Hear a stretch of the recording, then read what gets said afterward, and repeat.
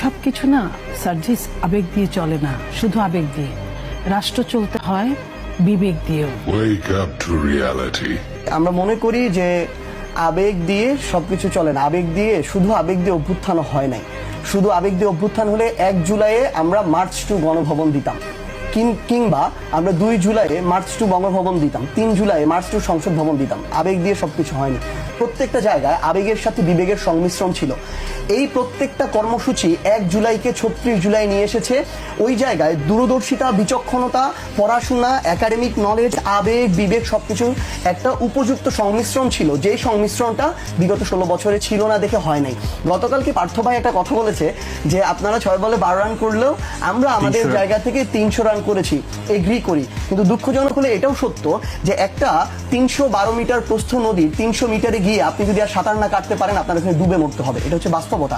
বাস্তবতাটা হচ্ছে মানুষ তাদের জায়গা থেকে সব সময় চেষ্টা করেছিল যে এই যে বিরোধী দলীয় যে রাজনৈতিক দলগুলো মাঠে লড়াই করছে, আন্দোলন করছে, তাদের জায়গা থেকে তাদেরকে সাপোর্ট দেওয়া, সম্পৃক্ত হওয়া। কিন্তু দুঃখজনক হলে এটাও সত্য যে মানুষ না তাদের উপর আস্থাটা পায় নাই। এই আস্থাটা এই কারণেই পায় নাই কারণ এর আগের 90-এর গণ অভ্যুত্থানের পরে 3 দলের যে জোটের যে রূপরেখা ছিল সেই জায়গায় মানুষের সাথে প্রতারণা করা হয়েছে।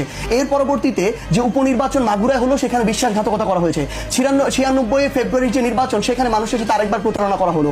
এরপরে হাওয়া ভবন দিয়ে প্রতারণা করা হয়েছে।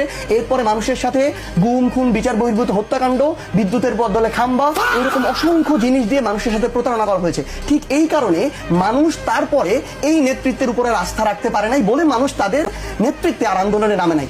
এই জন্য মানুষ তাদের সন্তানের বয়সী ছাত্রদের উপরে আস্থা রেখেছে, নেতৃত্বে নেমেছে এবং তারা তাদের জায়গা থেকে সামগ্রিক বিবেচনায় এই অভ্যুত্থানটা নেতৃত্ব দিয়েছে। কেউ যদি সংসদে দাঁড়িয়ে বা এখানে হোক সালাউদ্দিন আহমেদ, হোক অন্য কেউ এই কথা বলে যে আবেগ দিয়ে বিপ্লব হয়, সংসদ চলে না, দেশ চলে না, আমরা তাহলে ওই সালাউদ্দিন আহমেদকে জানাতে চাই বা প্রশ্ন করতে চাই তাদের সমস্ত নেতাকর্মীরা মিলে তাহলে এর আগের 16 বছরে তাদের এত বিবেকের সংমিশ্রণ ঘটিয়ে কেন একটা সরকারের পতন ঘটাতে পারে নাই। তো এই জন্য এই কথাগুলো বলে ওইটাকে ছোট করে দেখার কোনো প্রয়োজন নেই। আর আরেকটা জিনিস কি, আমরা আমাদের জায়গা থেকে বয়স হয়তো অনেকের সন্তানের বয়স হতে পারে, ভাইয়ের বয়স হতে পারে, আমাদের বয়স হয়তো 28, 29, 30 হতে পারে, কিন্তু আমরা আমাদের জায়গা থেকে দেশের সর্বোচ্চ বিদ্যাপীঠ যেগুলো আছে সেগুলো থেকে পড়াশোনা শেষ করেছি। ওই পর্যন্ত এই মানুষগুলো কিন্তু তাদের জায়গা থেকে পড়াশোনা করেছেন, কিন্তু তারপরে তাদের একটা দীর্ঘ অভিজ্ঞতা আছে। আমরা তাদের অভিজ্ঞতাকে সম্মান করতে চাই, স্ট্রাগলকেও সম্মান করতে চাই। কিন্তু তারা যদি তাদের এই যে জায়গাটা তারা পেয়েছে, যেটা আজকে থেকে 2 বছর আগে তারা কল্পনা করে নাই, যেটার আসল বহিঃপ্রকাশ ঘটেছিল 5ই অগাস্টের ওই বিকালের দিকে আমাদের মাননীয় স্থানীয় সরকার মন্ত্রণালয়ের যিনি মন্ত্রী, আমাদের মহাসচিব সাহেবের মুখে, রুহুল কবির রিজভী ভাইয়ের মুখে কিংবা মির্জা আব্বাস ভাইয়ের মুখে, ওই অভিব্যক্তিটা এখনো থাকা প্রয়োজন। আমরা চাই ওটা আগামীতে থাকবে। এবার বেশ কিছু বিষয়